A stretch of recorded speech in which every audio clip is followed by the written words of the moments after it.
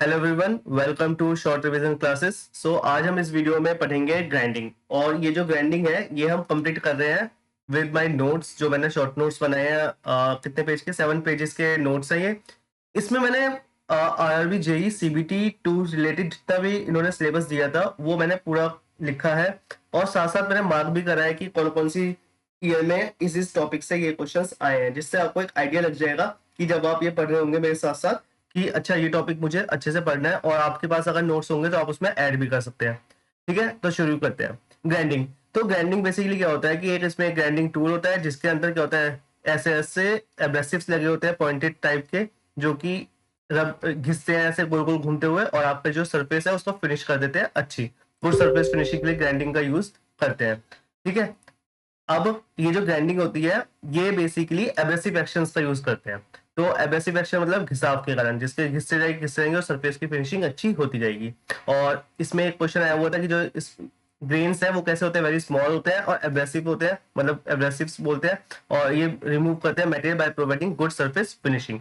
ठीक है, अब grinding tools must be harder than machining object. मतलब क्या हुआ इसका, जो हमारे टूल है, मैं यहाँ पर पूरे टूल की बात कर रहा हूँ, एब्रेसिव्स की बात नहीं कर रहा। एब्रेसिव्स की बात हम थोड़ी देर बाद करेंगे। ये जो टूल है ये हार्ड होना चाहिए, किससे? मशीनिंग ऑब्जेक्ट से, जिससे कि ये जो टूल है ये टूटे ना। अगर ये वीक होगा मशीनिंग ऑब्जेक्ट से तो ये टूट जाएगा, इसलिए हमारे हार्डर होना चाहिए। ये पॉइंट हमारा इंपॉर्टेंट था तो मैंने लिख दिया। अब एक्यूरेसी। अब इसमें है ना आरआरबी जेई में डेटा वाइज क्वेश्चन बहुत आते हैं। तो इसमें पूछ लेते हैं ऐसे ग्राइंडिंग की जो एक्यूरेसी है वो कितनी होती है, तो 0.3 माइक्रोमीटर से 0.5 माइक्रोमीटर तक होती है। मतलब high degree of dimension accuracy होती है किसमें? ग्राइंडिंग में। तो ये चीज आपको याद रखनी है, 0.3 से 0.5 माइक्रोमीटर। अब abrasives are on wheel surface and wheels undergoes radial wear. मैंने बताया जो एब्रेसिव्स है, ये जो मैंने ऊपर एब्रेसिव बनाए हैं ये वाले, ये एक व्हील पे होते हैं, व्हील सरफेस पे होते हैं। और ये कैसे वियर करते हैं? वियर मतलब ये घिसते कैसे हैं? ये रेडियली घिसते हैं। मैं बताया ना गोल गोल घूमते हैं ऐसे, तो गोल गोल घूमने को क्या होता है? रेडियल वियर होता है। तो पेपर में आता है कि ये जो ग्राइंडिंग है उसमें कौन सा वियर होता है, तो रेडियल वियर होता है। अब high speed of wheels use so high specific power consumption और हाईएस्ट स्पेसिफिक कटिंग एनर्जी। बहुत इंपॉर्टेंट लाइन है ये। क्या है कि जो हमारी हाई स्पीड ऑफ व्हील होता है, मतलब जो ये घूम रहा है ऐसे गोल गोल व्हील, तो ये बहुत तेज घूमता है, तो ये बहुत स्पीड से घूमता है, इसलिए इसकी जो हाईएस्ट है ना स्पेसिफिक पावर कंजप्शन सबसे ज्यादा होता है in comparison to milling turning, जो हम पढ़ेंगे मशीनिंग में। तो उन सबसे ज्यादा हाईएस्ट पावर, सबसे ज्यादा पावर यही खाता है।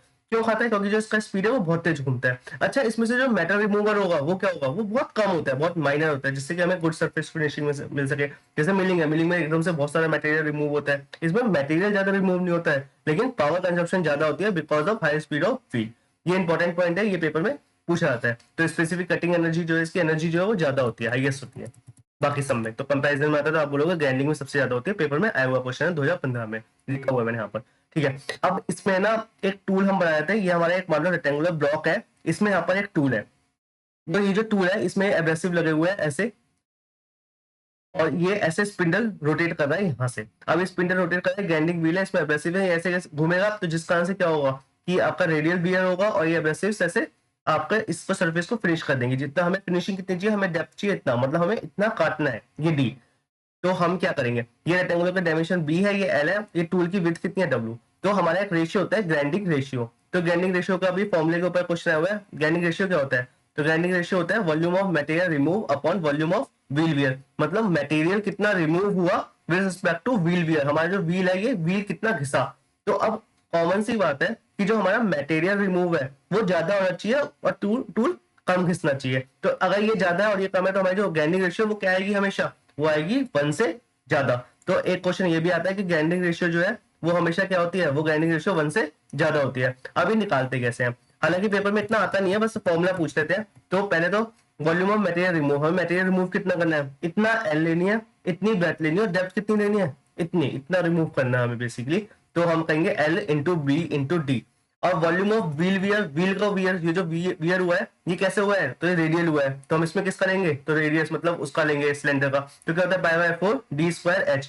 और V I minus V F, मतलब पहले इनिशियल कितना था? ज्यादा था, और व्हील वियर हो गया, फाइनल में कम हो गई वॉल्यूम। तो कितनी कम हुई? पाई बाय 4। विड्थ तो सेम रहेगी, इसकी डायमीटर में चेंज आएगा। तो डायमीटर मतलब डी इनिशियल का स्क्वायर माइनस डी फाइनल का स्क्वायर। ये वही फॉर्मूला सिलेंडर का। ठीक है, क्योंकि हम इसमें कैसा वियर लेते हैं? रेडियल वियर लेते हैं और सिलेंड्रिकल होता है। ठीक है, ये आपको समझ में आ गया होगा। तो ये ग्राइंडिंग रेशियो हमेशा 1 से ज्यादा होता है, पेपर में आता है। ग्राइंडिंग रेशियो का फॉर्मूला होता है material remove upon volume of wheel wear. Grinding wheel में एब्रेसिव लेयर बाय लेयर होते हैं plot due to the rubbing force between workpiece. So after the machining of first layer inner layer gets transfer of material remover, this is known as self sharpening behaviour of grinding wheel. मतलब क्या हुआ, मतलब ये है कि ये जो हमारा टूल होता है इसमें जो एब्रेसिव्स होते हैं ये अब ये घूमेंगे तो ये घिस जाएंगे। अब ये घिस गए तो इतना मान लो घिस गया, इतना पोर्शन घिस गया और कितना बचा, फिर ये ऐसा हो गया। अब ये सेल्फ शार्पनिंग बिहेवियर होता है इसका कि इसको हम निकाल देते हैं और इसके अंदर एक और लेयर होती है ग्रेन्स की, वो बाहर आ जाती है। अब वो बाहर आ गई तो वापस से हमारा वो जो वो वियर है वो क्या हो गया, वो हट गया और जो टूल है उसका जो वापस से पॉइंटेड वाला एक और लेयर आ गई है एंटी व्हील पे एब्रेसिव की। तो ये जो लेयर है वापस से हमें घिसने पे काम आती रहेगी। तो इसी को बोलते हैं this is known as self sharpening behaviour of grinding wheel, कि एक लेयर हटके दूसरी लेयर का आ जाना। तो ये भी पूछ रहे थे क्या होता है इसमें, सेल्फ शार्पनिंग बिहेवियर होता है। इसके बाद ग्लेजिंग और ब्लंट व्हील ग्राइंडिंग। जो फर्स्ट लेयर होती है वो बहुत ज्यादा स्ट्रांगली चिपकी होती है, सो व्हील से वो आराम से पुल्ड आउट नहीं होती है। घिस जाने के बाद इनर लेयर को चांस नहीं मिलता जिससे मटेरियल रिमूव करेंगे, रबिंग एक्शन को देखने को मिलता है, जिससे ग्लेजिंग बोलते हैं। अच्छा, तो ग्लेजिंग क्या होता है? ग्लेजिंग बेसिकली ये जो फर्स्ट लेयर है ये लेयर वैसे तो आइडियली ये लेयर हट जानी चाहिए थी घिसते घिसते, लेकिन ये पूरी हटती नहीं है, ये एकदम चिपक जाती है उससे। क्यों? एब्रेसिव एक्शन ज्यादा होता है, हीट के मारे कह लो कैसे भी वो छुट नहीं पाते हैं। तो वो जो एब्रेसिव है अब ये ऐसा हो गया। अब क्या हो गया कि ये एक तरह से नुकीला तो रहा नहीं, तो जब हम इसको घुमा रहे हैं ऐसे तो एक तरह से हमें रबिंग मिलने लग जाएगा, ना कि हमें वो सरफेस फिनिशिंग मिलेगी। मतलब मटेरियल रिमूव नहीं होगा, बस वो ऐसे घिसता रहेगा। जब वो घिसता रहेगा फ्री हो जाएगा वो बेसिकली। तो अब एक घिसता रहा इसको, तो इसी को बोलते हैं कि वो जो व्हील है उसको ग्लेजिंग हो गई है उसमें, या फिर ब्लंट व्हील हो गया, व्हील जो है खराब हो गया। जैसे हम नट चढ़ाते हैं ना, नट नहीं चढ़ता वो फ्री हो जाता है, ऐसे ही इसमें क्या होता है ग्लेजिंग हो जाती है। इसको बोलते हैं जिससे कि दूसरी वाली लेयर को चांस से मिलता है, रबिंग एक्शन हो जाता है। तो इसमें याद रखना रबिंग एक्शन को क्या बोल देते हैं, ग्लेजिंग बोलते हैं। रेमेडी क्या होती है इसकी? अब वो एब्रेसिव की लेयर को हटाने के लिए हम क्या करते हैं, ये जो टूल है इसको शार्प सिंगल पॉइंट टूल लेते हैं, उससे हटा देते हैं। उसको यूज करके दूसरी वाली जो लेयर है उसको सामने ले आते हैं। तो इसको बोलते हैं ड्रेसिंग। क्या बोलते हैं? ड्रेसिंग। की लगभग हमें जो ग्लेजिंग हो गई है, ये जो व्हील को एब्रेसिव को हटा दिया और नया वाला जो लेयर है वो बाहर आ गई, तो उसी को बोलते हैं कि हमने ड्रेसिंग कर दिया है इस व्हील की, मतलब हमने पुराना वाला हटा दिया है। इसमें लगभग 15 से 20 मिनट लगते हैं। टूल लाइफ क्या होता है? Time period between two successive dressing. It means tool ने ड्रेसिंग के बाद कितने मिनट में काम किया। मतलब क्या हुआ, आपने एक व्हील है यहाँ पर, आपने ये लेयर ब्लंट हो गई है, खराब हो गई है, मतलब इसमें ग्लेजिंग हो गई है। अब आपने वापस से इसको ड्रेसिंग करी, वापस से ये शार्प हो गया और फिर आपने वापस से खराब होकर एक और बार ग्लेजिंग करी। अब इन दोनों के बीच में मतलब एक एक ड्रेसिंग के बीच में, मतलब ये जो दो बार आपने ड्रेसिंग करी है इसके बीच में ये टूल है ये वाला, ये कितना काम करा, मतलब कितनी देर तक घिसा।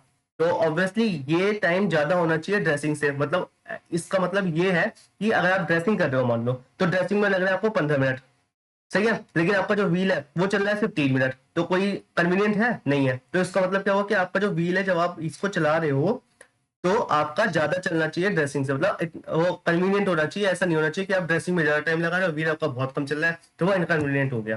तो ये टूल लाइफ का मतलब ये होता है कि दो सक्सेसिव ड्रेसिंग के बीच में कितना टाइम लग रहा है, तो मतलब कितनी देर तक वो चला, बेसिकली ऐसे कर लो ड्रेसिंग के बाद कितने मिनट तक चला। अब पता है स्पेसिफिक कटिंग एनर्जी, ये फॉर्मूला सब में सेम होता है कोई सा भी हो, power upon MRR, material removal rate. मतलब क्या हुआ, एनर्जी का मतलब होता है पावर अपॉन कितनी देर तक कितनी मटेरियल रिमूवर कितने टाइम में वो रिमूव कर रहा है, कितने ज्यादा वो रिमूव कर रहा है, तो इसको बोलते हैं power upon material removal rate. अब जो पावर होती है उसका फॉर्मूला क्या होता है, FC इंटू वी। FC मतलब क्या होता है, कटिंग वेलोसिटी और कटिंग फोर्स, और वी होता है peripheral velocity of grinding wheel, और MRR होता है BDL अपॉन टाइम, या फिर बोल देते हैं BDL अपॉन टाइम, क्या होगा डिस्टेंस अपॉन टाइम वेलोसिटी, तो BDV। तो ये दोनों फॉर्मूले होते हैं, ये याद रखना। मतलब कटिंग एनर्जी का ये वाला इंपॉर्टेंट फॉर्मूला, ये ऐसे याद करना, सीधे सीधे अपने आप आ जाएगा। FC इंटू वी क्या हो जाएगा, पावर, और BDV क्या हो जाएगा आपका MRR। तो ये आपका कटिंग स्पेसिफिक एनर्जी का फॉर्मूला है, ये आ जाता है पेपर में। अब यही चीज मैंने यहाँ पर लिखी है, मैंने अभी जो आपको थोड़ी देर पहले बताई थी। मटेरियल रिमूवल रेट क्या होता है, ग्राइंडिंग में कम होता है, टर्निंग में ज्यादा होता है। मटेरियल ज्यादा रिमूव किस में होता है, टर्निंग में, लेकिन पावर जो होती है सेम MR के लिए वो ग्राइंडिंग में ज्यादा लगती है। मतलब मटेरियल रिमूव रेट अगर दोनों में सेम है तो पावर किसको ज्यादा चाहिए, ग्राइंडिंग को चाहिए, क्योंकि जो उसका व्हील है वो बहुत तेज घूमता है, बहुत स्पीड में घूमता है, जिस कारण से पावर ज्यादा लगती है। अब बताएं ग्राइंडिंग व्हील स्पेसिफिकेशन पे बहुत क्वेश्चन आते हैं, भर भर के क्वेश्चन आते हैं इसके ऊपर। तो आपको ये क्यों चाहिए होता है स्पेसिफिकेशन? पहला कि to know which type of tool use in different work piece, की कौन सा वर्क पीस है उसके लिए हमें कौन सा टूल यूज करना चाहिए, इसलिए हम स्पेसिफिकेशन देखते हैं। दूसरा हम देखते हैं कि ग्राइंडिंग हमें कौन सी करनी है, तो ग्राइंडिंग भी बहुत टाइप की होती है, वो भी हमें आगे बढ़ना है। तो उस किस टाइप की ग्राइंडिंग किस टूल के लिए यूज करनी है, इसलिए हमें स्पेसिफिकेशन देखनी होती है। ये भी पेपर में आया हुआ है क्वेश्चन। अब डाक करने का तरीका यही है, attack get to get a seat in bag. तो इससे आगे N1 N2, ये क्या होता है N1 N2? Manufacturer code. Attack, attack मतलब ए एब्रेसिव। अब एब्रेसिव याद नहीं रखना है, साथ साथ ये भी याद रखना है एब्रेसिव जो होता है वो अल्फाबेट होता है। मतलब जो हम स्पेसिफिकेशन लेंगे, जैसे ये मैंने स्पेसिफिकेशन लिया A28M12V, तो जो ए है वो क्या है? एब्रेसिव। और जो एब्रेसिव है वो बेसिकली क्या होता है? एब्रेसिव आपका अल्फाबेट में है, अल्फाबेट है ना, ए बी ऐसे, A SI या फिर SIC होगा, ऐसे अल्फाबेट में होगा। फिर आता है गेट, गेट मतलब ग्रेन साइज। ग्रेन साइज हमेशा नंबर में, ये जो ग्रेन साइज है ये कैसा है? मीडियम है या फिर आपका शार्प है या फिर कैसा है, तो या फिर रफ है, तो उसके लिए आता है गेट। गेट मतलब आता है ग्रेड। ग्रेड क्या कौन सा? जैसे M है तो इसका ग्रेड कौन सा दे रखा है मैंने? M ग्रेड दे रखा है, मीडियम और फाइन या फिर वैसे। सीट, सीट मतलब स्ट्रक्चर। स्ट्रक्चर हमेशा क्या होगा? नंबर में होगा। 12 डेंस स्ट्रक्चर है आपका या फिर ओपन स्ट्रक्चर है, उसके लिए होता है स्ट्रक्चर। बॉन्ड, बॉन्ड मतलब जो ग्रेन्स है वो कौन से बॉन्ड से जुड़े हुए हैं, तो जैसे इसमें लिखा है वी, वी मतलब कौन सा हुआ? वर्टिफाइड बॉन्ड हुआ, तो ऐसे ही है। फिर उसके बाद N2 मैन्युफैक्चरर कोड है। अब धीरे धीरे इसको समझते हैं कि जैसे A28M12V, तो ए की जगह क्या क्या आ सकता है वो पढ़ते हैं। एब्रेसिव्स, तो एब्रेसिव्स हम जो यूज करते हैं ग्राइंडिंग व्हील में वो होता है, तो सी होगा, सी मतलब CBN, क्यूबिक बोरॉन नाइट्रेट बोलते हैं इसको ये। या फिर ए मतलब Al2O3। अगर डी लिखा हुआ है ए की जगह तो डायमंड होगा, या फिर B4C लिखा हुआ है तो सिलिकॉन कार्बाइड होगा। और जैसे Al2O3 लिखा हुआ है तो Al2O3 है, उसका ग्रेड क्या होगा? ये जो A है ये क्या है? Al2O3। अब इसके बारे में कुछ 4-5 पॉइंट है जो पेपर में पूछे जाते हैं, वो फटाफट पढ़ लेते हैं। और फेरस एलॉय ग्राइंडिंग, अगर हमें एलॉय जो है वो फेरस एलॉय है तो अगर हमें उसकी ग्राइंडिंग करनी है तो हम कौन सा यूज करेंगे? Al2O3 को यूज करेंगे। ये बेसिकली नेचुरल एब्रेसिव होता है, सॉफ्ट और मीडियम वर्कपीस। अगर हमारा वर्कपीस सॉफ्ट है और मीडियम है तो उसके लिए हम यूज कर सकते हैं ये वाला। अगर हार्ड है तो ये वाला यूज नहीं कर सकते हैं। जैसे सॉफ्ट और मीडियम वर्कपीस कैसे? कौन सा? Bronze, brass, HSS, high speed steel और स्टील के लिए। तो ये भी पेपर में आया हुआ है कि कौन से, अगर हमें फेरस एलॉय की ग्राइंडिंग करनी है तो हमें Al2O3 यूज करना पड़ेगा। एक क्वेश्चन और आया हुआ था कि अगर 85% ऑफ Al2O3 है तो उसको बोलेंगे कोरेंडम। क्या बोलेंगे? कोरेंडम। पेपर में आया हुआ क्वेश्चन है, 2-3 बार आ चुका है। ठीक है, अब आता है CBN पे। अगर सी लिखा हुआ है एक ही जगह तो हमें पता लग जाएगा वो कौन सा एब्रेसिव है, तो वो है क्यूबिक बोरॉन नाइट्रेट, CBN। ये डायमंड के बाद हार्डेस्ट मेटल होता है, वो हार्डेस्ट सब्सटेंस होता है, और क्या कहते हैं ये बेसिकली आर्टिफिशियल होता है, ये लैब में बनाया जाता है, ये नेचुरल नहीं मिलता है। तीसरा होगा SIC। अगर आपका SIC लिखा होगा तो आप बोलोगे सिलिकॉन कार्बाइड है। ये किससे बना होता है? ये सिलिका सैंड और कोक से बना होता है। तो पेपर में आता है कि एब्रेसिव जो सैंड और कोक से बना होता है या फिर सैंड और ये कोक मतलब कार्बन से बना होता है, तो कौन सा? सिलिकॉन कार्बाइड है, सिलिकॉन कार्बाइड है। और इसमें जो है ना वो हीट जनरेशन मिनिमम होता है क्योंकि ये हीट एब्जॉर्ब कर लेता है। तो अगर पूछा जाए ऐसा कौन सा एब्रेसिव है, जो पूछा गया है 2008 में कि ऐसा कौन सा एब्रेसिव है जिसमें हीट जनरेशन मिनिमम हुई है, तो आपको याद होना चाहिए सिलिकॉन कार्बाइड। साथ साथ आपके आरआरबी के सब क्वेश्चंस कवर हो जाएंगे। आप उसके बाद क्वेश्चंस करना, एक बार आपको समझ में आ जाएगा कि ये जो मैं बता रहा हूँ साथ साथ ये कितना इंपॉर्टेंट हो जाएगा बाद में। डायमंड, डायमंड आपको पता है हार्डेस्ट नॉन मेटल होता है, एक्सपेंसिव होता है, इसलिए इसको रिप्लेस कर देते हैं किससे? CBN से। जो CBN है नेचुरल आर्टिफिशियल वाला, इससे। इसके बाद B4C है। B4C है जो वो लेस रिएक्टिव होता है कंपेयर टू SIC। तो पेपर में एक बार B4C की प्रॉपर्टी पूछ ली गई थी कि इसकी प्रॉपर्टी क्या है, तो वो यही प्रॉपर्टी की वो लेस रिएक्टिव होता है सिलिकॉन कार्बाइड से। और बस इतना ही आया हुआ है पेपर में। अब इसके बाद आता है ग्रेन साइज, जो सेकंड वाला था। सेकंड वाला कौन सा था? नंबर वाला ही 28। तो ये 28 ग्रेन साइज से कैसे पता लगेगा? अब यार ना ग्रेन साइज जो है ना वो इनवर्सली प्रोपोर्शनल होता है ग्रेन साइज नंबर से। मतलब जितना ज्यादा नंबर होगा उतना ही ग्रेन साइज कम होता जाएगा, उतना ही फाइन होता जाएगा। तो ये पेपर में आता है कि grain size number is directly proportional, inversely proportional, equal या नन ऑफ दिस। तो क्या बोलोगे? ये इनवर्सली प्रोपोर्शनल है। अगर ग्रेन साइज कम तो अगर ग्रेन साइज कम तो ग्रेन साइज नंबर ज्यादा हो जाएगा। कैसे? अब एक और चीज है ना, ग्रेन साइजेस ये इंचेस में होता है हमेशा, ये इंचेस में रहता है। अगर इसको mm में करना है तो ये देख लेना, ये ना बड़े एग्जाम्स में, एक दो एग्जाम्स में पूछा गया, आरआरबी में इतना नहीं पूछा गया। ये इंचेस को mm में कन्वर्ट करने की 25.4 mm कर देते हैं। वैसे पता है 2.554 सेंटीमीटर होता है, तो इसको ये चीज कन्वर्ट करने में ईजी है थोड़ा सा, समझ जाना। तो ये याद रख लेना जिनको नहीं पता। ग्रेन साइज नंबर, अब मैंने बताया कि जैसे जैसे नंबर बढ़ता जाएगा वैसे वैसे ग्रेन साइज छोटे होते जाएंगे, नंबर बढ़ेगा ग्रेन साइज कम होते जाएंगे। जैसे 10 से 12 नंबर 24 नंबर है तो आप क्या बोलोगे? ये कोर्स ग्रेन है। अगर नंबर बढ़ गया 30 से 60 हो गया मीडियम ग्रेन हो गया, 80 से 180 हो गया फाइन ग्रेन हो गया, 220 से 600 हो गया वेरी वेरी फाइन ग्रेन हो गया। मतलब ग्रेन साइज, अगर ग्रेन साइज नंबर जो है वो 600 हो गया तो बहुत ज्यादा फाइन ग्रेन है, मतलब बहुत छोटे छोटे फाइन ग्रेन है, बहुत छोटे छोटे। अगर कोर्स ग्रेन है, मतलब ग्रेन साइज नंबर 10 से वो 24 ही है तो ग्रेन साइज क्या होगा 24 होगा, मतलब 24 है तो मतलब कोर्स ग्रेन होगा, ये एकदम फाइन ग्रेन्स नहीं होंगे। तो याद रखना, अगर कोर्स ग्रेन है और मीडियम ग्रेन है, अगर कोर्स ग्रेन है और मीडियम ग्रेन है तो वो रफ ग्राइंडिंग में यूज करते हैं, और हमें अगर फिनिश ग्राइंडिंग चाहिए तो ऑब्वियसली हमें फाइन ग्रेन या फिर वेरी वेरी फाइन ग्रेन चाहिए। अब मैंने इसमें जो स्पेसिफिकेशन दी थी इसमें मैंने क्या दिया था, मैंने इसमें नंबर बताया था 28, तो 28 ग्रेन साइज है, तो 28 लगभग लगभग ये कोर्स और मीडियम के बीच में उसका साइज होगा। तो मतलब ये कौन सी यूज होगा, ये रफ ग्राइंडिंग में यूज होता है। अगर यहीं पर नंबर होता 180 तो आप कहते हैं फाइन ग्राइंडिंग है, ये फिनिश ग्राइंडिंग के लिए यूज होगा। ठीक है, तो ये आपका हो गया। अब आते हैं ग्रेड पे। ग्रेड क्या होता है कि ability of grinding wheel to retain its abrasive, मतलब उससे हार्डनेस पता लगती है कि जो व्हील है वो कैसा है, हार्ड है, सॉफ्ट है या मीडियम है। तो ग्रेड, अगर आपका ए से एच तक है तो आप कहोगे सॉफ्ट व्हील है। कैसा व्हील है, सॉफ्ट व्हील है। अगर आपका आई से पी तक नंबर है तो आप कहोगे मीडियम व्हील है, और क्यू से जेड तक है तो हार्ड व्हील है। मैंने सिर्फ इतना रखा आईपी, आईपी मतलब मीडियम व्हील। अगर आई से कम होगा तो सॉफ्ट व्हील हो जाएगा, पी से ज्यादा होगा तो हार्ड व्हील हो जाएगा। जैसे अब मैंने इसमें एक नंबर दे रखा है के, तो के किस में आएगा, वो जी, जी, जे के, तो ये सॉफ्ट व्हील के आसपास है, और मीडियम व्हील में आ जाएगा। ठीक है, तो मीडियम व्हील में के मतलब हो गया मीडियम व्हील में आ गया, तो ऐसे आप बता सकते हो कि मीडियम व्हील है। तो ये हमने स्पेसिफिकेशन देखा क्या, मुझे मीडियम व्हील लेना है तो मैं आई से पी वाला स्पेसिफिकेशन ले लूंगा। ठीक है, अब सॉफ्ट वर्क पीस में ग्राइंडिंग हार्ड व्हील से करेंगे, ये चीज याद रखना कि जो सॉफ्ट वर्क पीस होगा उसमें हम हार्ड व्हील से करेंगे, और अगर हार्ड वर्क पीस होगा तो उसमें हम सॉफ्ट व्हील से करेंगे, और मीडियम व्हील को मीडियम व्हील से करेंगे। ऐसे क्यों, देखो अगर हम हार्ड हार्ड ले लेंगे तो क्या होगा, अगर वर्कपीस हार्ड है और रबिंग फोर्स भी ज्यादा लगेगी तो एब्रेसिव क्या होंगे, एकदम से वो वियर आउट हो जाएंगे, तो बहुत जल्दी ग्लेजिंग हो जाएगी। ग्लेजिंग क्या था, अभी हमने पढ़ा था कि जो उसके वो व्हील है वो एकदम से जो उसके एब्रेसिव है वो टूट जाएंगे, और उसमें क्या होगा, वो रबिंग एक्शन हो जाएगा उसका। तो इसलिए, और 3-4 मिनट में ही ग्लेजिंग हो जाएगी, और ड्रेसिंग में लगता है 15-20 मिनट, तो ये कन्वीनियंट नहीं है, मैंने आपको पहले बताया था। इसीलिए हमें हार्ड हार्ड ले लेंगे तो एक दिक्कत हो जाती है, बार बार हमें ड्रेसिंग करनी पड़ेगी, ड्रेसिंग में लगता है टाइम।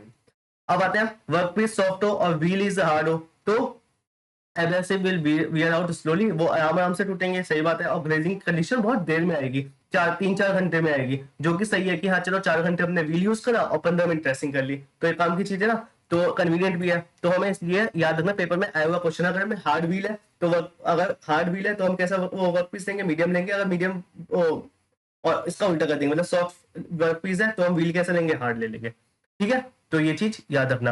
अब आते हैं स्ट्रक्चर पे। स्ट्रक्चर क्या होता है, बेसिकली जो ये हमारा जो ये इसके अंदर एब्रेसिव है इनके बीच का जो गैप है उसको बोलते हैं स्ट्रक्चर। अब दो तरह होता है, या तो डेंस स्ट्रक्चर हो सकता है या फिर ओपन स्ट्रक्चर। इसके ऊपर भी क्वेश्चन बहुत आते हैं। एवरेज गैप को बोलते हैं स्ट्रक्चर नंबर, है ना। अब एवरेज गैप है वो इंचेस में होता है, याद रखना इसमें ज्यादा इंचेस में होता है। अगर आपको एमएम में करना 25.4 से मल्टीप्लाई करनी पड़ेगी। और इसको ही, हाँ, इस स्ट्रक्चर को ही क्या बोल देते हैं, एवरेज गैप जो होता है इसका, एवरेज गैप को ही बोल देते हैं pitch grid, pitch of grid. ये भी पेपर में आया हुआ क्वेश्चन है, आरआरबी में, मार्क करना भूल गया। पिच ऑफ ग्रिड क्या है इसकी, तो आप समझ रहे हैं स्ट्रक्चर की बात हो रही है। अगर 0 से 7 है तो डेंस स्ट्रक्चर होगा, मतलब पास पास होंगे। अगर 8 से 16 है तो ओपन स्ट्रक्चर होगा। अब देखो, अगर डेंस स्ट्रक्चर हुआ तो गैप कम होगा, तो मटेरियल को रिमूव करने में, रिमूव करा हुआ जो मटेरियल है उसको बाहर निकलने में क्या होगा, दिक्कत आएगी। और अगर ओपन है तो वो आराम से निकल जाएगा। तो इसीलिए अगर हमें रफ ग्राइंडिंग करनी है तो हमें कैसा स्ट्रक्चर लेना पड़ेगा, ओपन। तो रफ में क्या होगा, एकदम से बहुत सारा मटेरियल निकलेगा, तो ओपन स्ट्रक्चर होगा तो उसमें से निकल जाएगा, तो उसमें फंसेगा नहीं। ये चीज मैंने लिखी हुई है। रफ ग्राइंडिंग में मटेरियल रिमूवल रेट ज्यादा होगा, इसलिए हमें क्या करना चाहिए, ओपन वाला लेना चाहिए। जिससे क्या होगा, जिससे वर्कपीस में ग्राइंडिंग होने के बाद में फंसेगा नहीं। और ऐसा ही हम, अगर हमारा मिनिमम मान लो हमें फिनिश ग्राइंडिंग करनी है बहुत ज्यादा, तो उसमें क्या होगा, मटेरियल बहुत कम निकलेगा, तो उसके लिए हम कौन सा स्ट्रक्चर ले सकते हैं, डेंस वाला ले सकते हैं, क्योंकि उसमें मटेरियल कम निकलेगा तो वैसे भी नहीं फंसेगा।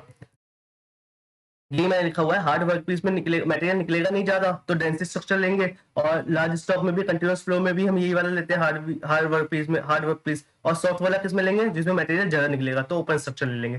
ठीक है, अब ये जो मटेरियल फंस जाता है इसी को हम बोलते हैं क्लॉगिंग। क्या बोलते हैं, क्लॉगिंग हो गई कि मटेरियल फंस गया। मान लो आपने डेंस स्ट्रक्चर ले लिया और आपको रफ ग्राइंडिंग करनी है, ध्यान से समझना। अगर आपने डेंस स्ट्रक्चर ले लिया और आपको रफ ग्राइंडिंग करनी है तो एकदम से क्या होगा, मटेरियल रिमूवर ज्यादा होगा, और डेंस है तो वो बाहर नहीं निकल पाएगा, तो बोलेंगे भाई व्हील में क्लॉगिंग हो गई है या फिर व्हील में लोडिंग हो गई है। ये भी पेपर में आता है कि लोडिंग का मतलब क्या होता है या फिर क्लॉकिंग का मतलब क्या होता है। तो आप कहोगे कि हमने डेंस स्ट्रक्चर ले लिया और व्हील में मटेरियल का फंस जाना, तो इसको बोल देते हैं क्लॉकिंग। अब आते हैं बॉन्ड पे। बॉन्ड में क्या होता है कि आपका बॉन्ड्स में क्या होता है कि जो एब्रेसिव है वो कैसे टच है व्हील से, ये समझते हैं एग्जांपल लेके कि अगर हमारे में लास्ट में लिखा हुआ है वी, तो वी मतलब हुआ कि ये जो बॉन्ड है ये वर्टिफाइड बॉन्ड है। कैसा बॉन्ड है? वर्टिफाइड। तो पेपर में आ रखा है कि जो अगर वी सिंबल है वो किसका होता है, तो आप एकदम से कहोगे वर्टिफाइड बॉन्ड का होता है। ठीक है, तो अब इसमें क्या होता है, इसके ऊपर ना काफी क्वेश्चन आते हैं वर्टिफाइड बॉन्ड के ऊपर, कि जैसे वर्टिफाइड बॉन्ड है वो कैसा होता है, ग्लास लाइक होता है। कैसे ग्लास लाइक होता है? और ये किससे बनता है? विट्रिफिकेशन प्रोसेस से बनता है। बेसिकली जो क्ले होती है आपकी उसको मिक्स किया जाता है फ्लक्सिस से विद हाई टेम्परेचर। फ्लक्सिस क्यों? बॉन्डिंग करने के लिए, और 1050 डिग्री पे, जिससे क्या होता है वो ग्लास लाइक स्ट्रक्चर बन जाता है। तो पेपर में ऐसे आया हुआ है कि जो क्ले होता है उससे हमें कौन सा बॉन्ड मिलता है, तो उससे हमें मिलता है आपका ग्लास लाइक स्ट्रक्चर, वो मतलब कि विट्रिफाइड बॉन्ड मिलता है। ठीक है, और ये ग्लास लाइक है तो कैसा होगा? ब्रिटल होगा और हाई टेम्परेचर पे विथस्टैंड करेगा। मतलब अगर हमारी हीटिंग ज्यादा डेवलप हो गई व्हील पे तब भी ये विथस्टैंड कर जाता है, ये चिपकेगा नहीं। और कॉमनली यूज है, ये पेपर में आएगी कॉमनली यूज बॉन्ड कौन सा है, तो आप एकदम से बोलोगे विट्रिफाइड बॉन्ड है। और must not be use for high speed grinding, मतलब अगर आप स्पीड में कर रहे हो ना तो ज्यादा नहीं कर सकते। क्यों? क्योंकि ब्रिटल होता है कि क्या होता है, टूट जाता है। तो हाई स्पीड भी नहीं कर सकते हैं। और ये shows inertness towards cutting fluid, ये मतलब चिपकेगा नहीं कटिंग फ्लूइड में, क्योंकि ग्लास है, ग्लास चिपकता नहीं। अगर क्या होता है जब भी हम कोई कटिंग फ्लूइड लगाते हैं तो उसमें चिपक जाता है ये क्या कहते हैं बॉन्ड, तो ये इसमें चिपकेगा नहीं। ये अच्छी खास बात होती है इसकी। ये सारे पॉइंट आपको पता होने चाहिए, पेपर में कोई सा भी पॉइंट कभी भी उठा के दे देते हैं। ये वाला भी कॉमनली यूज बॉन्ड है, कौन सा? विट्रिफाइड, पेपर में आया हुआ है। फिर आता है second silicate bond. Silicate bond का साइन क्या होगा? एस होगा। क्या होगा? एस होगा। इसमें स्ट्रेंथ जो होती है वो वी बॉन्ड से, मतलब विट्रिफाइड बॉन्ड से कम होती है। ये किससे बना होता है? ये भी पेपर में आया हुआ है। किससे? सोडियम सिलिकेट, पेपर में आया हुआ है। सोडियम किस में यूज होता है, तो आप कहोगे सिलिकेट बॉन्ड में। कौन सा? सिलिकेट बॉन्ड में, सोडियम सिलिकेट बॉन्ड। तो ऐसे याद रखना, सिलिकेट बॉन्ड से तो अच्छा याद रखना सोडियम सिलिकेट बॉन्ड, और इसका साइन होगा एस। इसको क्या बोलते हैं, एक और नाम क्या है? H2O ग्लासेस, ये भी आ सकता है कि H2O ग्लासेस बोलते हैं इसको। किसको बोलते हैं? कौन से बॉन्ड को? सिलिकेट बॉन्ड को, क्योंकि पानी जैसा दिखता है। कैन विथस्टैंड मीडियम और हाई टेम्परेचर। हाई स्पीड पे और मीडियम स्पीड पे ये विथस्टैंड कर जाता है, लेकिन टेम्परेचर इंक्रीज नहीं होना चाहिए। टेम्परेचर इंक्रीज होगा तब ये काम ज्यादा नहीं करेगा। अब लोडिंग मैंने बता दिया है, मैंने बताया था थोड़ी देर पहले, डेंस स्ट्रक्चर होगा, लो speed of winning, improper supply of fluid होगी, तो क्या होगा? वो जम जाएगा आपका मटेरियल, जिसका आंसर क्या होता है, उसको लोडिंग बोल देते हैं, स्टिक हो जाता है बेसिकली। तो ये आपको पता लग गई है, इतना काफी होता है पता लोडिंग के लिए। अब आता है रेजिनॉइड बॉन्ड। रेजिनॉइड या सिंथेटिक बॉन्ड, रेजिन। तो अब आएगा सिंथेटिक कौन सा होता है या फिर उसका साइन क्या होता है, तो आप बोलोगे बी होता है। कौन सा होता है? सिंथेटिक रेजिन का बी। या फिर रेजिनॉइड बोलेंगे तो क्या बोलेंगे? बी बॉन्ड है। कौन सा? बी। बॉन्डिंग मटेरियल है थर्मोसेटिंग। थर्मोसेटिंग मतलब एक बार अगर जुड़ गया तो जुड़ गया, वापस से पिघलेगा नहीं। और इसको क्या बोलते हैं? एक और नाम होता है इसका फिनॉल फॉर्मल्डिहाइड। इससे मटेरियल जो होता है इसका वो फिनॉल फॉर्मल्डिहाइड का होता है। थर्मोसेटिंग होती है ये प्लास्टिक। अब गुड स्ट्रेंथ होती है, मोर इलास्टिक होता है, मतलब इलास्टिक ज्यादा होता है वी बॉन्ड से। और not heat resistant, heat resistance नहीं होता, केमिकल रेजिस्टेंट नहीं होता। कि हीट रेजिस्टेंट मतलब एक बार अगर वो प्लास्टिक है तो हीट रेजिस्टेंट तो वैसे भी नहीं होगी। एग्जांपल इसका बहुत पूछा गया, लैक्वेड। क्या होगा? लैक्वेड, ये एग्जांपल याद रखना। फिर आता है रबर बॉन्ड। तो बेसिकली मैं ये बोलूंगा कि इन सबके ना, ये तो वर्ड्स तो याद रखने हैं। वी जैसे विट्रीफाइड बॉन्ड को बी बोलेंगे, सिलिकेट सोडियम सिलिकेट बॉन्ड है तो ऐसे याद रहेगा। रेजोनेट वाले बच्चे भूल जाते हैं, पेपर में आता है कि रेजोनेट बॉन्ड को क्या बोलते हैं? बी होता है इसका सिंबल। क्या होता है? बी। रबर बॉन्ड का आर होता है, आपको पता होगा, या नंबर से वैसे भी पता लग जाएगा। मोस्ट फ्लेक्सिबल बन होता है, फ्लेक्सिबल होगा, रबर है तो फ्लेक्सिबल होगी, नेचुरल भी होगी, सिंथेटिक रबर भी होगी। Use for machining tyre, tyre को मशीन करने के लिए, मतलब टायर को स्मूथ बनाने के लिए कौन सा यूज करेंगे? रबर बॉन्ड यूज करेंगे। सेंटरलेस ग्राइंडिंग अभी हम आगे पढ़ेंगे, उसमें कौन सा यूज करेंगे? आपका रबर बॉन्ड यूज करेंगे। और अब आता है शैलेट। शैलेट भी बहुत पूछा जाता है। शैलेट में क्या होता है कि, एक सेकेंड,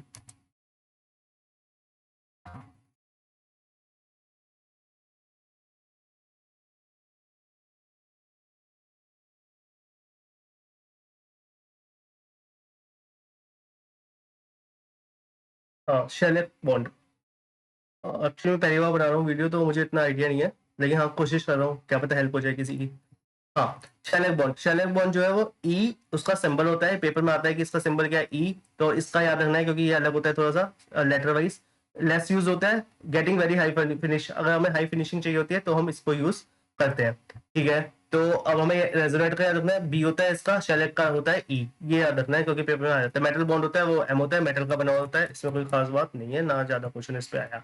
अब बताए, तो हमने क्या क्या पढ़ा? जो ग्राइंडिंग व्हील है वो हमने किससे पढ़ा? एब्रेसिव फिर हमने दूसरा क्या देखा, साइज देगा, फिर हमने क्या देखा, व्हील ग्रेड देगा, फिर हमने क्या देखा, व्हील स्ट्रक्चर देगा, फिर हमने बॉन्डिंग मटेरियल देखा। एब्रेसिव, जो हमने एब्रेसिव यूज कर रहे हैं, सोडियम क्या कहते हैं Al2O3 यूज कर रहे हैं या SiC यूज कर रहे हैं, CBN यूज कर रहे हैं। ग्रेन साइज हमने देखा 0 से 24 वाला स्मॉल होता है, ग्रेन साइज नंबर के इनवर्सली प्रोपोर्शनल होता है। फिर हमने व्हील ग्रेड पढ़ा, ये उसकी स्ट्रेंथ के हिसाब से पढ़ा। फिर हमने व्हील स्ट्रक्चर पढ़ा, ओपन स्ट्रक्चर, डेंस स्ट्रक्चर। फिर हमने बॉन्डिंग मटेरियल पढ़ा, ये वाले shallow bond, vitrified bond. Shallow bond का स्ट्रक्चर का E होगा, विट्रीफाइड का वो होगा V होगा।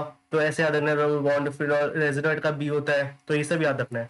ठीक है, अब आते हैं टाइप्स ऑफ ग्राइंडिंग में। अब ग्राइंडिंग बहुत सारे टाइप से होती है, लेकिन पेपर में जो जो पूछी गई है अभी और पूछी जाती रही है, हम सिर्फ उसके बारे में पढ़ेंगे। पहला क्या है, based on type of surface to be produce, हमें प्रोड्यूस कैसा सरफेस चाहिए उस हिसाब से। तो एक तो पहला आता है सिलेंड्रिकल ग्राइंडिंग, फिर आता है सरफेस ग्राइंडिंग, फिर आता है सेंटरलेस ग्राइंडिंग। अगर हमें सिलेंड्रिकल सरफेस है तो हमें कैसी ग्राइंडिंग चाहिए होगी, ऑब्वियसली सिलेंड्रिकल ग्राइंडिंग। अगर हमें फ्लैट सरफेस है तो कैसी चाहिए होगी, सरफेस ग्राइंडिंग। अगर सिमेट्रिकल सरफेस है, मान लो कोई सिमेट्री वाला सरफेस है, तो उसके लिए कौन सी चाहिए होगी, सेंटरलेस ग्राइंडिंग। इसमें सबसे ज्यादा पूछा गया क्वेश्चन ये है कि सिमेट्रिकल सरफेस के लिए कौन सी यूज होती है, सेंटरलेस ग्राइंडिंग। है कुछ नहीं इसमें, अभी आगे पढ़ेंगे तो समझ जाओगे सेंटरलेस ग्राइंडिंग क्या है। अब जो हमारा सिलेंड्रिकल सरफेस होता है उसके लिए कौन सी होगी, है तो प्लंज ग्राइंडिंग होगी, क्रिप फील्ड ग्राइंडिंग होगी, सेंटरलेस ग्राइंडिंग होगी। सेंटरलेस ग्राइंडिंग इसमें भी होती है, तो इस बारे में पूछा गया। रिकमेंडेड स्पीड कितनी होती है, 20 से 30 मीटर पर मिनट। ये बस याद रखना, पेपर में फालतू कुछ क्वेश्चन होते हैं, डेटा वाइज क्वेश्चन वो आ जाते हैं, इनका कोई तुक नहीं है, लेकिन अभी पूछता है। अब similar to milling operation, surface grinding और चार टाइप के होते हैं। मिलिंग में क्या होता है, स्पिंडल के हिसाब से देखते हैं, तो इसमें भी स्पिंडल के हिसाब से हम उसको क्लासिफाई कर सकते हैं। कैसे, हॉरिजॉन्टल स्पिंडल, ये जो स्पिंडल है अभी कैसा है, ये हॉरिजॉन्टल रखा हुआ है, हॉरिजॉन्टल रखा हुआ है ऐसे, और ये घूम ऐसे रहे, तो अब ये हॉरिजॉन्टल स्पिंडल रोटेटिंग टेबल। तो मतलब क्या, वो हॉरिजॉन्टल स्पिंडल है। अगर वर्टिकल स्पिंडल कैसा होगा, ये वर्टिकल स्पिंडल ऐसे वर्टिकली रखा हुआ है ना, तो वर्टिकल स्पिंडल और रोटेटिंग टेबल, टेबल भी रोटेट कर रही है। अब हॉरिजॉन्टल स्पिंडल है, लेकिन जो टेबल है वो रोटेट नहीं कर रही है, वो रेसिप्रोकेट हो रही है।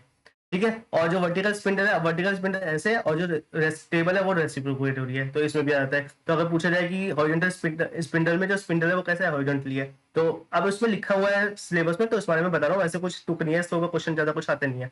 हाँ, ये डायग्राम बना के क्वेश्चन पूछ रहे तो देख लेना कि वर्टिकल ये कैसा है, ये हॉरिजॉन्टल स्पिंडल है, ये कैसा है, वर्टिकल स्पिंडल है। ठीक है, और ये चीज आ रहा है ना, हाँ पेपर में जो आ सकता है वो पेरिफेरल, वो जो स्पिंडल हॉरिजॉन्टल होता है वो कैसे कट करेगा, वो आपका वो पेरिफेरल से कट करेगा। किससे करेगा, पेरिफेरल से कट करेगा। तो ये याद रखना है कि ये पेरिफेरल से कट करेगा। ठीक है, हॉरिजॉन्टल स्पिंडल में पेरिफेरल से कट करता है और वर्टिकल में परपेंडिकुलर करता है। तो ये चीज इंपॉर्टेंट है, बस इतना इंपॉर्टेंट है, बाकी सब तो देखने वाली चीज थी। अब आता है ट्विंग। ट्विंग क्या होता है कि अगर हमारा जो ग्राइंडिंग व्हील है ना वो कभी कभी आउट शेप हो जाता है। अब मान लो वो आउट शेप हो गया तो उसको ट्विंग करते हैं। क्या करते हैं, ट्विंग करते हैं, जिससे क्या होता है, आउट शेप को ठीक कर देते हैं। तो पेपर में पूछा गया ट्विंग क्या होता है, तो आप बोल दो कि एक्चुअल ज्योमेट्री को वापस से लाना, उसको बोलते हैं ट्विंग। एक क्रिप फील्ड ग्राइंडिंग है, उसमें क्या होता है, बस ये पेपर में ये आया हुआ है, हाई डेप्थ ऑफ कट होगी अगर और हैवी फीड होगी तो हम कौन सी ग्राइंडिंग यूज करते हैं, तो क्रिप फील्ड यूज होती है। कौन सी होती है, क्रिप फील्ड होती है। Is provided to grinding wheel such that large stock of material, एकदम से बहुत सारा स्टॉक निकालना हो, हाई डेप्थ ऑफ कट निकालनी हो, हैवी फीड निकालनी हो, तो क्रिप फील्ड यूज करते हैं। प्रोडक्टिविटी ऑब्वियसली हाई होगी। Work table speed can be adjusted, can complete material removal take place. तो सच दैट मतलब कि आपके वर्क टेबल ऐसे एडजस्टेड होगी जिससे कि ज्यादा मटेरियल रिमूव हो सके। तो क्रिप फील्ड में इतना ही पूछा जाता है। फिर आता है सेंटरलेस ग्राइंडिंग। पेपर में अलग से मेंशन कर रखा है सिलेबस में कि सेंटरलेस ग्राइंडिंग के बारे में पढ़ना है, इसलिए हम थोड़ा सा डिटेल में पढ़ लेते हैं। है कुछ नहीं, एक्सटर्नल सेंटरलेस ग्राइंडिंग होती है और इंटरनल सेंटरलेस ग्राइंडिंग होती है। एक्सटर्नल में क्या होगा, सॉलिड सर्कुलर शाफ्ट होगी, और इंटरनल में क्या होगा, हॉलो होगी। हॉलो होगी तभी उसके अंदर क्या कहते हैं, एब्रेसिव्स जाएंगे। तो पहले एक्सटर्नल वो सेंटरलेस ग्राइंडिंग पढ़ लेते हैं। इसमें वर्क टेबल रेस्ट होगी, ध्यान से देखना, एक रेस्ट टेबल होगी वर्क पीस की। ठीक है, यहाँ पर एक वर्क पीस रखा होगा। अब ये एक्सटर्नल सरफेस जो है इसका, ये वाला सरफेस जो है इसका बाहर वाला, इसको हमें ग्राइंड करना है। तो इसके लिए एक तो हम लगाएंगे ग्राइंडिंग व्हील जो इसको ग्राइंड करेगा पूरे को, ये घूमता रहेगा, ये भी घूमता रहेगा, ये भी, और एक लगाएंगे रेगुलेटिंग व्हील जो इसको रेगुलेट करेगा। ठीक है, अब ध्यान से देखना, अगर इसकी स्पीड ये वाली है, ऐसे है, ये कैसी है, क्लॉकवाइज, तो वर्क पीस की स्पीड कैसे होगी, एंटी क्लॉकवाइज। और रोटेटिंग रेगुलेटिंग व्हील की कैसे होगी, वापस से क्लॉकवाइज। तो ये पूछ लेते हैं, बेकार सा सवाल है कि अगर इसकी क्लॉकवाइज है तो वर्क पीस की कैसे होगी, एंटी क्लॉकवाइज। कितने व्हील यूज करते हैं ये पूछ लेते हैं, 3 व्हील यूज करते हैं, ग्राइंडिंग व्हील, वर्क पीस जो होता है वो, और रेगुलेटिंग व्हील। या the direction of rotation is same for grinding wheel और रेगुलेटिंग व्हील। ये भी पूछ रखा है कि अब देखो ग्राइंडिंग व्हील और रेगुलेटिंग व्हील, इसके बीच में होता है वर्क पीस। तो ग्राइंडिंग व्हील और रेगुलेटिंग व्हील की जो डायरेक्शन है वो कैसी है, सेम होगी हमेशा, क्योंकि इसकी अपोजिट है। तो आपने पता होगा कि ऐसे जाएगा तो ये इधर की साइड जाएगा, ये इधर है तो ये इधर जाएगा, तो ये पता होना चाहिए। तो ये पेपर में एक क्वेश्चन पूछा गया है। अब इसमें याद रखना, ये जो तीनों व्हील है इनका जो सेंटर है वो स्ट्रेट नहीं होता, मतलब एक ही लाइन में नहीं होता, फिक्स सेंटर नहीं होता है इसका। है ना? तो सब इनके सेंटर ऊपर नीचे हो सकते हैं, तो कोई दिक्कत नहीं है इसमें। तो ये पेपर में ये भी सवाल पूछा गया है, तो इसलिए ये भी मैंने लिख दिया। Regulating wheel involve the adjustment and applies the lateral pressure to workpiece to avoid slipping. Regulating wheel का काम क्या होता है, ये पूछा जाता है। रेगुलेटिंग व्हील प्रोवाइड क्यों करा जाता है, तो बेसिकली ये एडजस्टमेंट करता है, लेटरल प्रेशर देता है उसको बाय, मतलब लेटरल प्रेशर देगा, इधर की साइड से प्रेशर लगाएगा कि ये इधर की साइड ना भागे, जिस कारण से क्या हुआ कि ये वर्कपीस को स्लिप नहीं होने देगा। तो बस इतना याद रखना है। फिर no separate motion attachment will be provided because the regulating wheel impart the rotation motion. अब रेगुलेटिंग व्हील है, ये इसमें रोटेशन ऑलरेडी होगा, तो इसलिए हमें अलग से कोई मोशन अटैचमेंट के लिए नहीं लगाना पड़ता। तो ये पेपर में आ जाता है कि एक्सटर्नल ग्राइंडिंग में हमें क्या अलग से रोटेशन मोशन देना होता है, तो नहीं देना होता, क्योंकि जो हमारा रेगुलेटिंग व्हील होता है उसमें ऑलरेडी रोटेशन मोशन हो रहा होता है। अब the relative velocity between grinding wheel and regulating wheel will be the factor of MRR. मतलब क्या हुआ, मटेरियल रिमूवल रेट वो किस पे डिपेंड करेगा, वो डिपेंड करेगा ग्राइंडिंग व्हील पे और रेगुलेटिंग व्हील पे, कि ग्राइंडिंग व्हील कितनी तेज चल रहा है, रेगुलेटिंग व्हील कितनी तेज चल रहा है, उस पर डिपेंड करता है। लिमिटेशन क्या होंगी इसकी, अब लिमिटेशन यही है कि जो फ्लैट लॉन्ग वर्क पीस होंगे उसको हम मशीन नहीं कर सकते हैं इनिशियल सेटअप में। अब इसको सेटअप करने में टाइम तो लगेगा, भी रेगुलेटिंग व्हील अच्छे से करना है, ग्राइंडिंग व्हील अच्छे से सेटअप करना पड़ेगा, तो उसके लिए टाइम लगता है, इसलिए ये लिमिटेशन होगी। फायदा क्या है कि इसकी जो डायमेंशन टॉलरेंस है वो बहुत अच्छी है, एक्यूरेसी बहुत अच्छी है, प्रोडक्टिविटी बहुत अच्छी हो जाती है कि एक बार सेट हो गया उसके बाद प्रोडक्टिविटी बहुत ज्यादा तेज है। फिर minimum loading and unloading time, क्योंकि सेंटर फिक्स नहीं करना पड़ता, तो मिनिमम लोडिंग और अनलोडिंग टाइम है इसका कि एकदम से जो आपका वर्क पीस है उसको निकाला दूसरा लगा दिया, तो ये नहीं कि बार बार सेंटर फिक्स करना पड़े। तो इसलिए होता है ये फायदे होते हैं इसके एक्सटर्नल सेंटरलेस ग्राइंडिंग के। अब आते हैं इंटरनल पे। इंटरनल में क्या है कि आपका ये हॉलो होगा स्पेयर, इसके अंदर एक होगा आपका ग्राइंडिंग व्हील, ये ग्राइंडिंग व्हील रोटेट कर रहा होगा। अब ध्यान से देखना, अगर आपका ये इधर की साइड व्हील कर रहा है तो आपका जो ग्राइंडिंग व्हील है वो भी सेम करेगा, ये आपका मतलब क्लॉकवाइज करेगा, तो ये भी क्लॉकवाइज करेगा क्योंकि इसके अंदर है, साथ साथ करेगा। लेकिन जो बाहर वाले हैं वो कैसे करेंगे, अपोजिट करेंगे, ये वाला कैसे करेगा, अपोजिट करेगा। तो अब आपको क्या क्या पढ़ना है इसमें क्या क्या होता है, इसमें देखो एक प्रेशर व्हील है, ये रहा जो इस पर प्रेशर कर रहा है, एक रेगुलेटिंग व्हील है वहां पर पड़ता है, और एक इसमें होता है सपोर्ट व्हील। कौन सा होता है, सपोर्ट व्हील। और जो ग्राइंडिंग व्हील है वो वर्क पीस के अंदर होता है। अब इसमें प्रेशर रोल है, सपोर्ट रोल है और रेगुलेटिंग व्हील है, ये और तीन रोल, ये तीन व्हील्स होते हैं जो इसमें। और ऊपर वाले में कितने थे, दो थे, इसमें कितने हैं, तीन है, तो ये याद रखना है। अब मैकेनिज्म क्या होगा मटेरियल रिमूवल का, अगर हमें लार्ज नेगेटिव रेक्टेंगल है तो पहले प्लगिंग होगी, प्लगिंग मतलब उखाड़ेंगे, फिर शेयरिंग होगी, फिर साफ करेंगे, फिर बियरिंग होगी, मतलब लास्ट में सरफेस फिनिशिंग कर देंगे। अब ये जो वर्क पीस है वो कैसे होगा, ट्यूबुलर होगा, ट्यूब की शेप में होगा।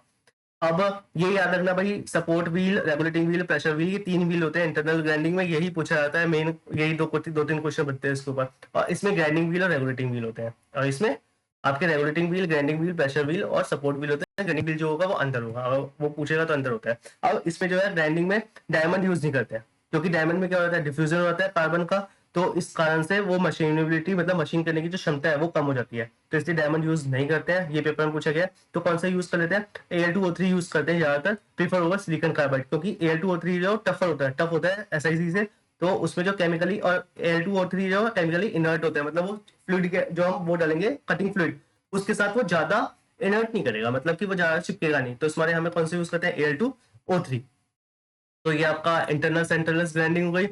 पेपर में वो जो सबसे ज्यादा पूछा जाने वाला और पार्ट है उसमें से ये है फिनिशिंग ऑपरेशन। तो फिनिशिंग ऑपरेशन बहुत पूछा गया है कि कौन कौन से ऑपरेशन होते हैं। तो फिनिशिंग ऑपरेशन मतलब और ज्यादा चिकना करने के लिए, और ज्यादा स्मूथ करने के लिए पहला आता है हॉर्निंग। हॉर्निंग जहां भी आ जाए समझ आता, मतलब बहुत ही ज्यादा पूछा जाता है, अगर ऑप्शन में हॉर्निंग है तो ज्यादातर हॉर्निंग होता है। हॉर्निंग होगा एक ऐसी रॉड होगी जिसमें बहुत सारे ऐसे रफ टाइप का होगा, एब्रेसिव होंगे, जिससे क्या होगा कि एक बॉन्डिंग एब्रेसिव्स होंगे, स्टिक होगी, बेसिकली स्टिक है, इसी को यही घूमती रहती है, ये घूमेगी और सरफेस फिनिश करती रहेगी। पेपर में पूछा गया है। अब हॉर्निंग है, उसमें क्या यूज होती है, इस स्टिक को बोलते हैं हॉर्न। क्या बोलते हैं, हॉर्न। ये भी पेपर में पूछा गया कि इसको क्या बोलते हैं, हॉर्न यूज होता है।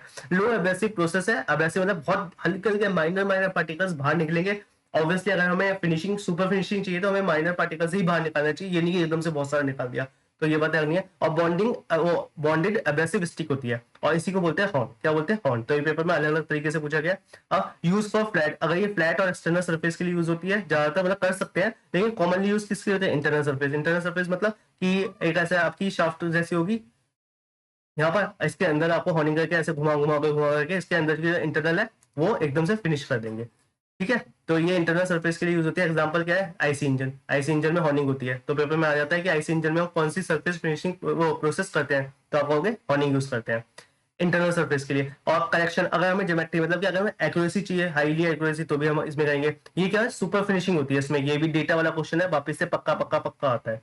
क्या है, सरफेस फिनिशिंग 0.01 माइक्रोमीटर। अगर मैं बोल रहा हूँ तो पक्का किसी सेट में आएगा ही आएगा, होनी के ऊपर अगर ये क्वेश्चन, मतलब अगर होनी के ऊपर वो क्वेश्चन देंगे तो ये वाला क्वेश्चन जरूर डालते हैं कि सरफेस फिनिशिंग कितनी आती है होनी की, 0.01।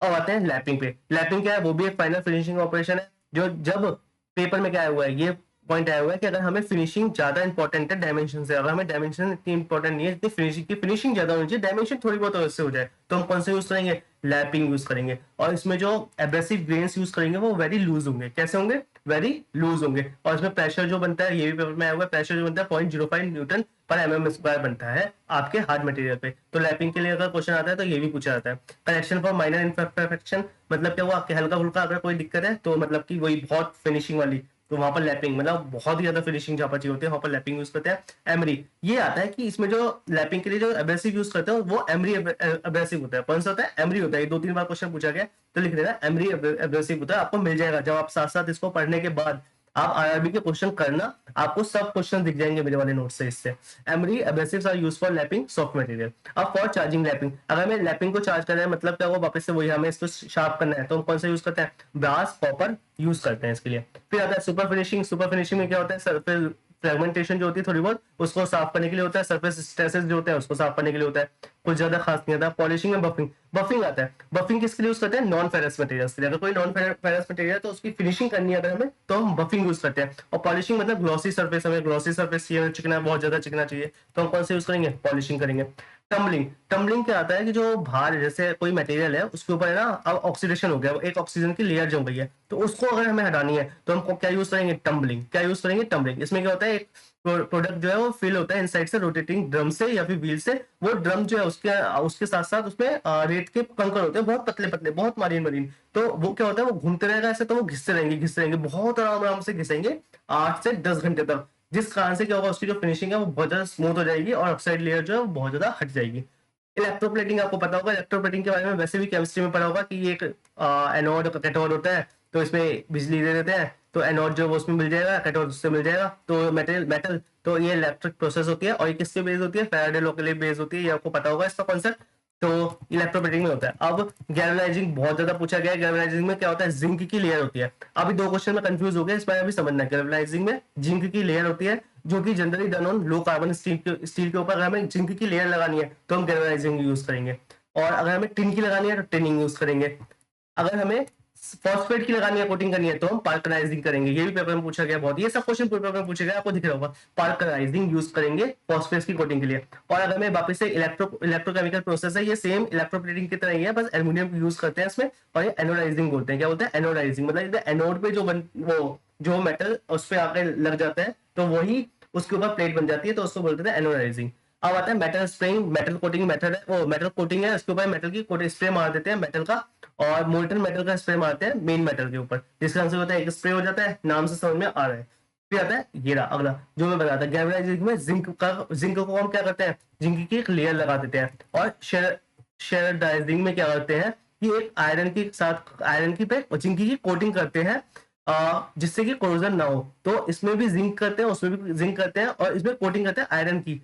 वो आयरन के ऊपर जिंक की, किसके ऊपर, आयरन के ऊपर जिंक के। और वो जो जिंक होता है ये डस्ट की फॉर्म में होता है। बस ये याद रखना, डस्ट की फॉर्म में होगा तो आएगा शेलराइजिंग, और अगर उसमें होगा तो गैल्वेनाइजिंग। अगर लेयर बन रही होगी पूरी तो वो होगा गैल्वेनाइजेशन। बस ये याद रखना है इसमें मेन चीज, जो कंफ्यूज हो जाते हैं बच्चे।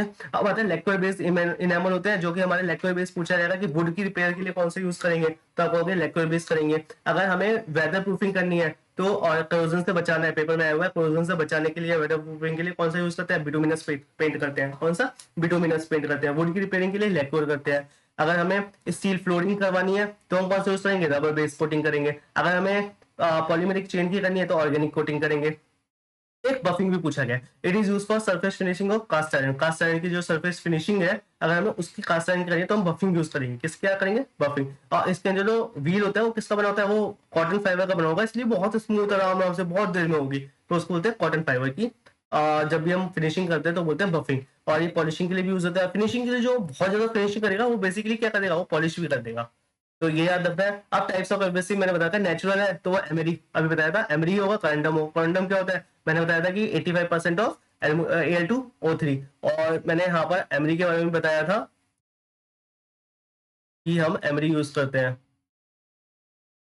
चलो आ जाएगा कहीं पर देख लेना, मैंने वीडियो में पहले बता रखा है। ठीक है, बहुत छोटी-छोटी चीज़ें हैं जो पेपर में पूछी जाती हैं। ठीक है, अब आर्टिफिशियल में एसआईसी होता है, Al2O3 होता है, हमने ये दोनों पढ़ रखे हैं एब्रेसिव्स के बारे में। अब ये मैंने इस माने अलग से लिख दिया क्योंकि जो ब्राउन Al2O3 है वो यूज होता है आपका जनरल पर्पस ग्राइंडिंग के लिए। किसके लिए? पेपर में आया हुआ है, आरआरबी में आया हुआ है ये, कि अगर आपका ब्राउन Al2 है वो कहाँ पे यूज होता है? जनरल पर्पस में। अगर हमें फेरस को करना है तो हम व्हाइट यूज करेंगे, और हमें वेरी हार्ड करना है तो ग्रीन कार्बाइड को यूज करेंगे। तो ये चीजें ऐसी है जो पेपर में पूछी। अब आता है कि अगर हमें फिनिशिंग चाहिए गियर की, तो उसमें हमें सबसे ज़्यादा पहले हम क्या करेंगे? ग्राइंडिंग करेंगे। अगर हमें और ज़्यादा फिनिशिंग चाहिए तो हॉर्निंग करेंगे। उसके बाद बर्निशिंग करेंगे। बर्निशिंग में ब्रश से ऐसे-ऐसे मारेंगे, फिर बफिंग करेंगे। तो ये सारा प्रोसेस मैंने बता रखी है। इसके साथ-साथ ऐसे ये स्टेज है, मतलब पहले इसके बाद ये करेंगे, इसके बाद ये करेंगे, फिर ये करेंगे, ये आता है। अब आता है इसके बाद एक और चीज़, ट्रिप पैनिंग। ट्रिप पैनिंग क्या होता है? मतलब हमें लार्ज डायमीटर, मान लो हमें इतना पोर्शन इस ब्लॉक में से निकालना है, तो हम एक ऐसी कील जैसी लेंगे, ऐसी पिन वाली, इसको पकड़ेंगे, इसको टाइट से ऐसे दबाएंगे, और इसमें से जो इतना ये चीज है, इतना लार्ज डायमीटर को निकाल लेंगे बाहर। तो इसको बोलते हैं ट्री पैनिंग। यही सब लिखा हुआ है कि अगर मैं बड़ा सा डायमीटर निकालना है तो ये करना है, और पोस्टमार्टम वगैरह में यूज करने के लिए यूज लिखा हुआ था, मैंने लिख दिया यहाँ पर। अब लार्ज डायमीटर है, ट्री पैनिंग प्लस डायमीटर, मतलब बेसिकली क्या हुआ? डायमीटर है तो इसका ये डायमीटर प्लस लार्जेस्ट डायमीटर चाहिए ट्री पैनिंग का, प्लस ये जो पूरा डायमीटर है, इनको मिला के बनाते हैं कि लार्जेस्ट डायमीटर जितना हमें ये चाहिए। ठीक है, अब आता है टैपिंग। टैपिंग क्या होता है? इंटरनल थ्रेड बनाने हैं तो हम उसको क्या बोलेंगे? टैपिंग करेंगे। फिर आता है सुपर सुपर एब्रेसिव ग्रिड। मतलब क्या है कि आपका कितना कंसंट्रेशन होना चाहिए ग्राइंडिंग में, मतलब कितने फिनिशिंग चाहिए, कितना कंसंट्रेशन फिनिशिंग चाहिए, वो डिपेंड करेगा सुपर एब्रेसिव ग्रिड से। ऑब्वियसली सुपर एब्रेसिव है तो हमें हाईएस्ट फिनिशिंग वाले की बात हो रही है, तो अमाउंट ऑफ कंसंट्रेशन क्या होगा उसका? ज्यादा होगा। फिर एक आता है हॉट डिप मेटल कोटिंग। ये सब यार मैंने ना ढूंढ ढूंढ के निकाले, तो इतना परफेक्ट मुझे भी नहीं पता कि क्या क्या, लेकिन हाँ पेपर में आए हुए क्वेश्चन है, प्लस मैंने ढूंढ ढूंढ के हर टॉपिक वाइज ऐसे ये सब चीजें ढूंढी हैं कि इसका मतलब क्या है, इसका मतलब क्या है। तो समझना थोड़ा बहुत, बाकी आप भी थोड़ा बहुत रिसर्च करना, बताना मुझे भी। Hot dip metal coating. Hot dip metal coating कहाँ पर यूज होती है? स्टील में यूज होती है। बेसिक प्रिंसिपल क्या होता है इसकी? Forming transition layer. तो बेसिकली हॉट डिप है, अब हम इसमें हॉट डिप में मेटल को कोट करेंगे, बार बार डुबाएंगे, निकालेंगे, तो उसमें लेयर बनाएंगे, ट्रांजिशन लेयर बनाएंगे हर टेम्परेचर की। पहले वेरी हॉट में, फिर और हल्का हो जाएगा, फिर कोटिंग करेंगे, फिर कोटिंग उसमें डुबाएंगे। तो और ये किस लिए यूज होता है? ये होता है कॉम्प्लेक्स शेप के लिए। तो पेपर में आया हुआ क्वेश्चन क्या है कि पेपर में बहुत आया हुआ है हॉट डिप मेटल कोटिंग, तो इसमें डिपिंग यूज करेंगे, स्टील यूज करेंगे पहली बार, और जो कॉम्प्लेक्स शेप के लिए हम कौन सा यूज करेंगे? Hot dip metal coating. ये पेपर में आया हुआ है। तो इतना ही है ग्राइंडिंग में, इतने ही क्वेश्चन आए हुए हैं, और थोड़े बहुत आप भी पढ़ना, थोड़े बहुत मुझे भी बताना। ठीक है, थैंक यू। मिलते हैं, बाकी कोई और सब्जेक्ट कवर करेंगे।